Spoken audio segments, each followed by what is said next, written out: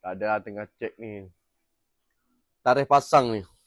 Tarikh pasang ni, customer Ina nak awal. Nak queue nak awal. Fahmi tengah renovation. Rizwan, jalan dekat luar pun belum siap lagi. Ni dekat Pulau Indah. Yang ni untuk Raya Haji Raya Haji. Boleh lah. Bila orang tanya, bos, ada job ke? Nak cakap banyak tak? Tapi ada kan. So yang mana nak kabinet 1,000, 2,000, 3,000, boleh datang RK Cabinet Design Ideas gang. Okay. This is gudang bos RK. Okay, Pak Bu. Okay, dekat sini. Atas kita nak buat balkoni.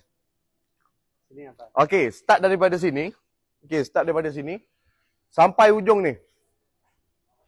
Okay, so dekat sini akan ada 2 bilik. Atas. Ini bawah store. Tempat ini kabinet yang dah siap ni. Sana pun kabinet kita akan letak bawah. Okay. So, sama tinggi. So, area sini kita akan buat apa ni? Sama juga, balkoni juga. Tapi sini tempat orang makan lah. Orang makan. Senang faham? Ambil daripada sana. Pom sini. Sini kena ada tiang lah. Kan? Okey, tiang satu. Sana. Sebab satu bilik akan ada atas. Sebab kita nak solat ke apa, atas. Office bos RK pun atas.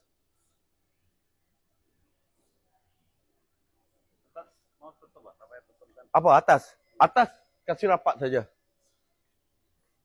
Yang ni nanti staff saya akan tutup. You untuk besi. Platform sajalah. Untuk besi saja.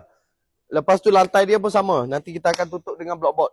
Sama juga shilling blockboard. Sama dengan yang ni lah. Sebab bawah ni kita buat office.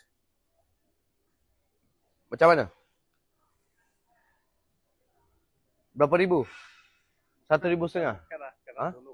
Kira dulu okey. Bagi sama saiz ni. Bilik ambil sini saja. So area sebesar ni bagi tinggal saja.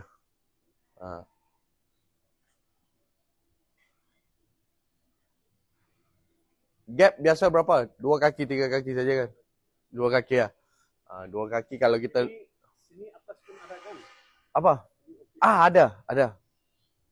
Start tiang sana.